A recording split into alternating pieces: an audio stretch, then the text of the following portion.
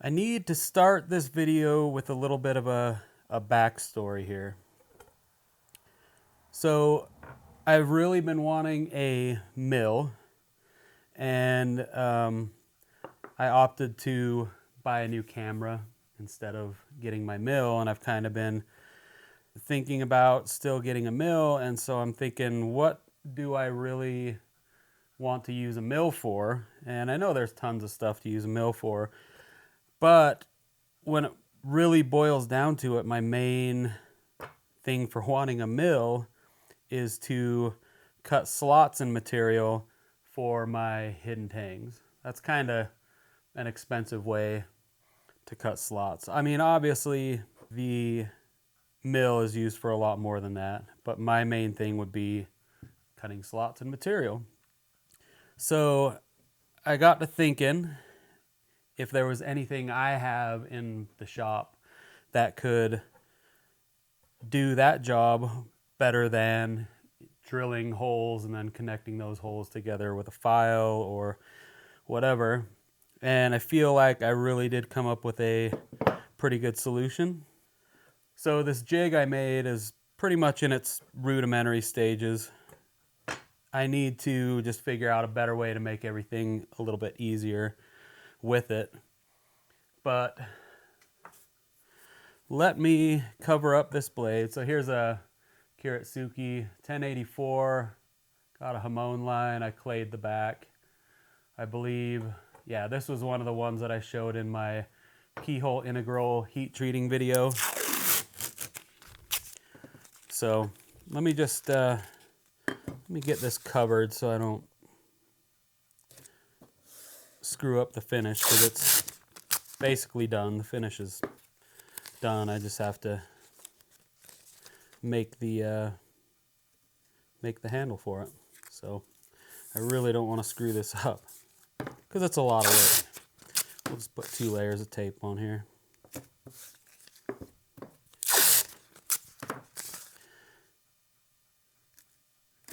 Okay. Good enough. So I'm going to make, this is going to be a wall style handle, and I'm going to use the black up here for the bolster, and then I kind of want to use, I got some seafoam green from Gicarta, and I kind of want to just do those colors because I think it'll look pretty good. But anyway, what I'm going to do is I'm going to take this piece right here and I'm going to mark it out and actually drill several slots in here so I can use this for multiple pieces. Because I've actually got a few more of these that I just haven't hand sanded yet and pulled the Hamon out of. So I'm going to do that. So first things first is I need to get my marking tools. So what I typically do is I will do an inch thick or wide on the material. So going this way, I'll do an inch. So that way I have enough material in case this is slanted back or forward that I can actually straighten it out. And then this direction, I do, I end up with about 5/8 of an inch on the front. And if I taper it, I do 3/4 on the back. But, you know, this is an inch wide, so it kind of doesn't matter. I've already got plenty of the material. So if I break this down, so I can probably break this down into 5 bolsters. And 1, 2, 3, 4. So I can do an inch and an 1/8. So let me get this. This works a little bit better. So an inch and an 1/8. 2 1/4, 3 3/8, 4 1/2, and then that should end up right there. So what I want to do is I want to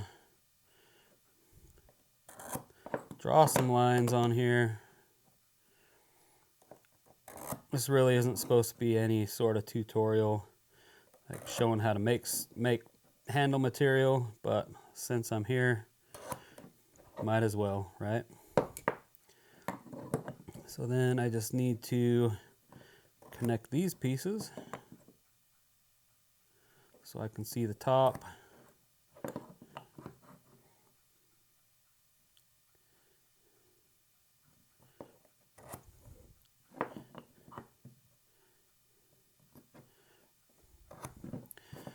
Okay, and then I just need to put, actually I don't really need to with this method.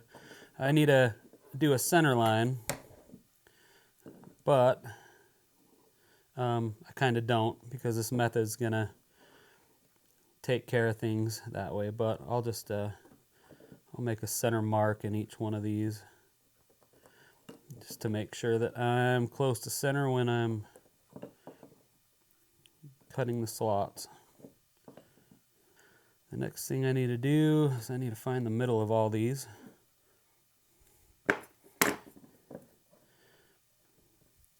What I do, 1 1/8, so 5/16 is the middle. Oops, 5/16 is the middle.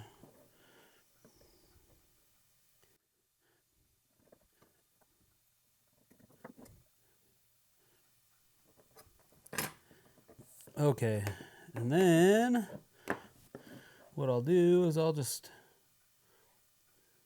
come in here and I'll kind of center the blade in here. Make my marks going that way. I think that'll be a little easier.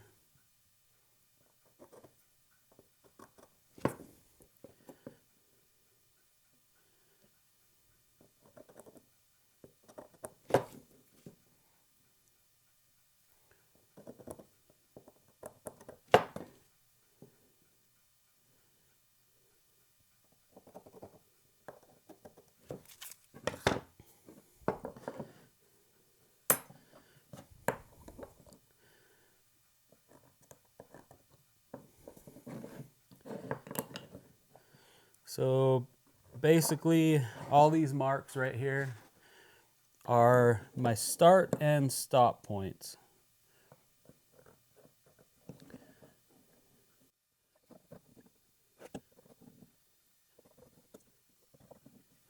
And I just have to be able to see these when I'm cutting them.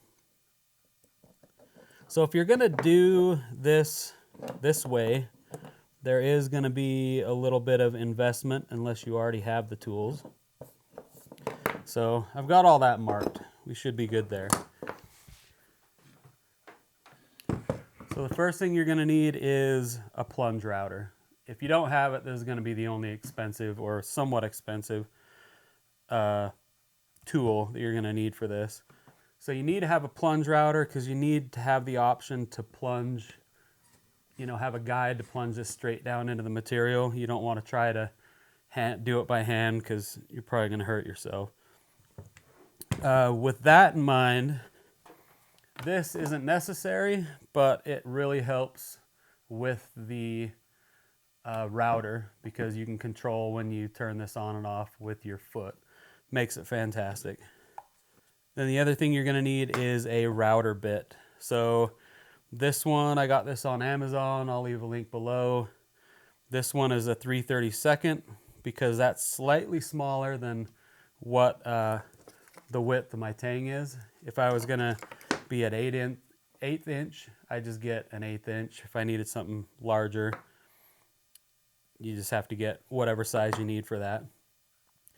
And also, this probably isn't going to work on anything other than wood and micarta, and probably work on G10. I don't know if I would try this on steel or anything like that.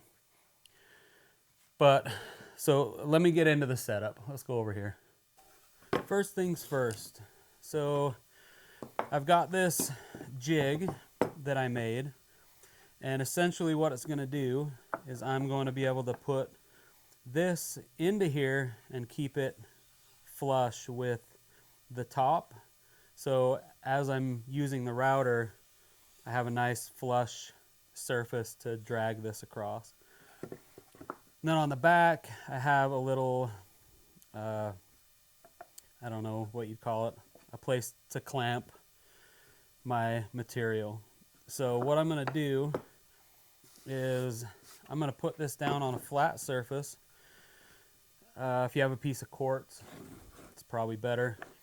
But I'm going to put this down on a flat surface with the side that I need to cut down. And then I'm going to take these clamps, which this is something I need to figure out a different way, because this isn't really the best way to clamp this stuff down, I don't think. So I'm going to clamp that side. You want to make sure this is in here pretty good, because routers tend to want to push material away, and it's always a good lesson to learn. Okay, so I have this all clamped down, and it's nice and flush with the top here. And here's another thing I've got to figure out a different way to do. So for right now, I'm just kind of screwing this down onto my table. I could probably clamp it. That would work just fine. But now it's in there nice and solid. And then the next thing I want to do is I want to put a fence down. So I'm just going to take and get my distance. And I believe, I can't remember what the distance is. You just have to figure out what your center point is, and then go off of that. So on mine, my center point's about a little over 2 1/8. So I need to get this 2 1/8 from the center to the fence. So slightly over 2 1/8.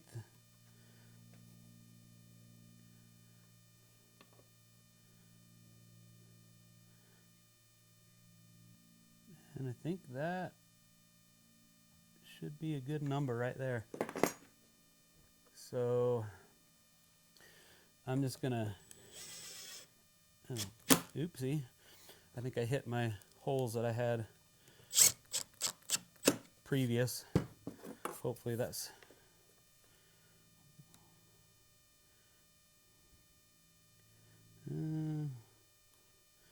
nope, those holes are different. So let me see where we're at here. Yeah, it's definitely off center. Well, that side's good. This side, not so good. So we'll try this again. We'll put a different hole in there.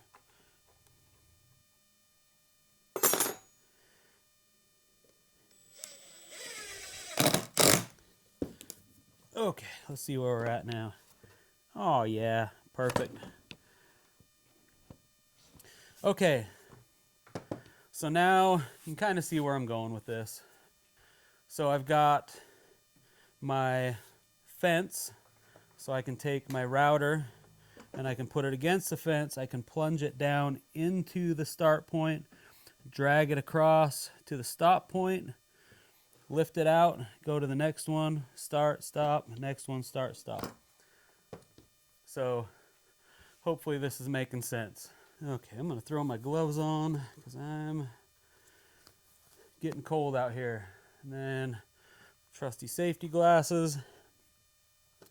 Okay, and then here's the beauty of the foot pedal. So I can just turn it on and off with a flick of my foot. So let me get over here where I need to be.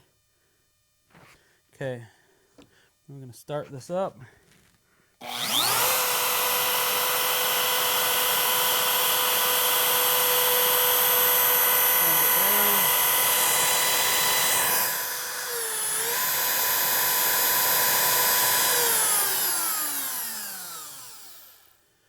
Actually, I have a better idea, I think, because that's a little bit hard to see.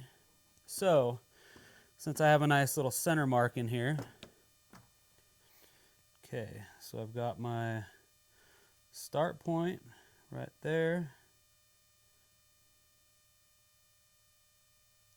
and my stop point right there. So I'm just going to make these little marks, and hopefully this kind of works out all right.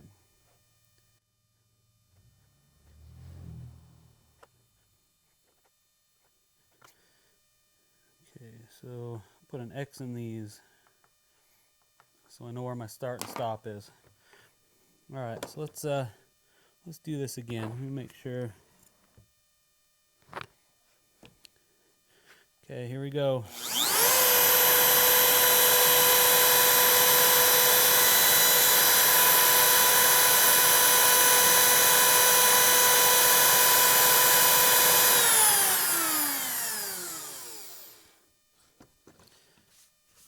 All right, there's my slot. That should be completely perfect.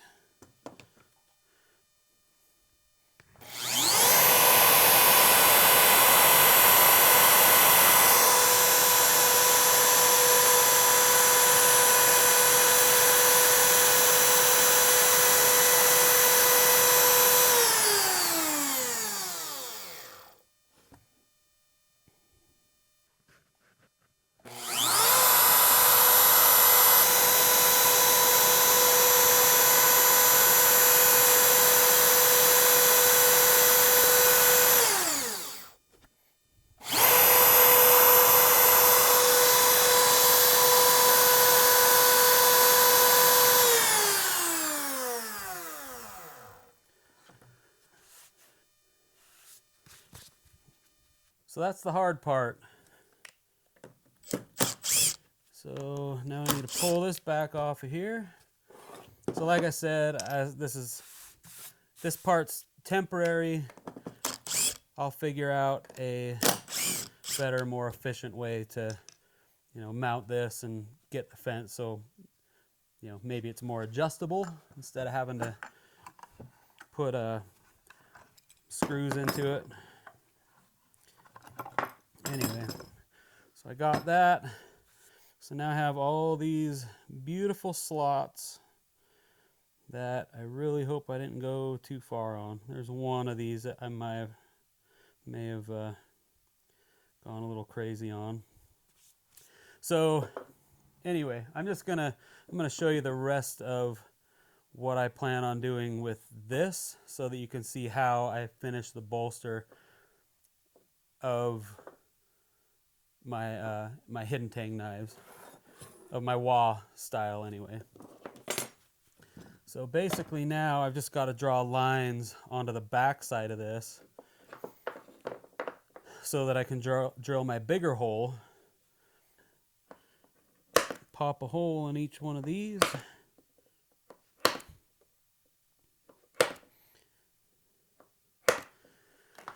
Like that. And then I need to wander over here to the drill press. Okay, now we're here at the drill press, and I've got to figure out what height I need to stop at. I think if we go to there, probably be just fine. I'm sure we went to that depth. I guess I can measure, but you know what? I just like winging it sometimes. So when I'm drilling holes in my wall material, it's probably the only time I ever use a clamp on the drill press. I know it's not completely safe to not have everything clamped down, but if it's something that feels unsafe to me, I'll clamp it down. But anyway, so now we just gotta get right here, and then we're just gonna drill holes until we hit our stop.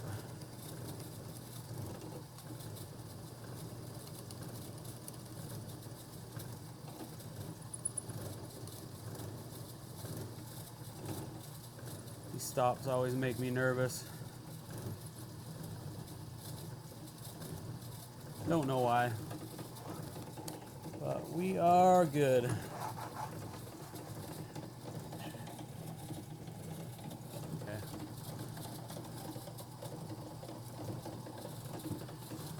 And the next hole.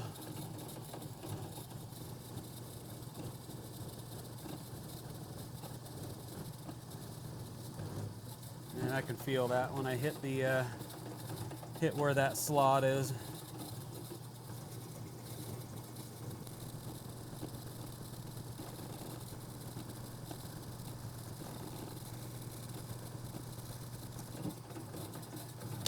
Okay, so there we go. So we've got our holes drilled in the back, got our slots drilled in the front. Now I need to go to the bandsaw and just slice these up. And here we are at the infamous dark side of the shop. All right. Hopefully I'm not getting in your way of seeing this. If I am, I apologize. Mostly.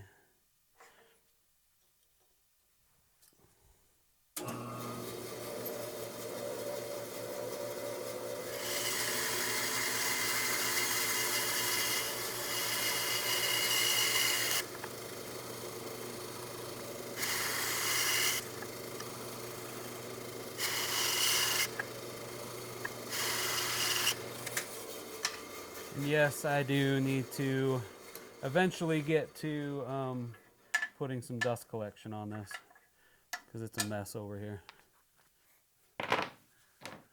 There they are, 5 bolsters, just like that. So honestly, I mean, this probably cut the time that I spend doing, you know, 5 of these. It probably takes me a couple hours to do 5 of them. This time it took less than 30 minutes just to get the slots right. So this one, okay, so here's the one I was kind of testing up. And like all of my bolsters, I have to cut a slot on the back side here as well with my little brooch. I've also got a video for this, so if you want to learn how to make one of these, then I'll put a link. I will also put links to like the router bit and then the foot pedal and other things that I use in the shop down in the description. And those are affiliate links. If you want to buy something, if you click that link, it'll give me a very small commission. Like, we're talking very small. So it helps a little bit, but totally up to you. I'm not going to hate you if you don't. So anyway, so I cut the little slot back here, and basically it's snug, which is exactly what I want. I want this to be really snug. So what I'll probably do is heat this Tang up and take one quick swipe with it hot, and it'll pop right through there. I mean, it almost feels close enough that I just might be able to work this a little bit with the Tang, and it'll end up, I mean, see, it's already going up there quicker. I don't want to beat this on here because it's wood and it's going to crack, but this will be a real simple fit up from here on out. So anyway, that's where I'm going to end this. I didn't want to show you how to make a full handle. I just kind of wanted to show you my new technique for cutting my slots in here. And you can, you know, there's some stuff to get out of there, but you can see that, I mean, every one of these slots are clean. I mean, there's material still in them, but I have to get that out, no biggie. But I mean, you can see these are nice, clean slots, and it was quick. So anyway, I truly hope this helps. Maybe you can come up with a better idea on how to make the jig, make it a little more easier. I mean, if you do, please don't hesitate to correct me, because I'm open to any suggestions on anything I do here in my videos. So anyway, that'll be the end of that. And as always, thanks for joining me, and we'll see you in the next video. Bye.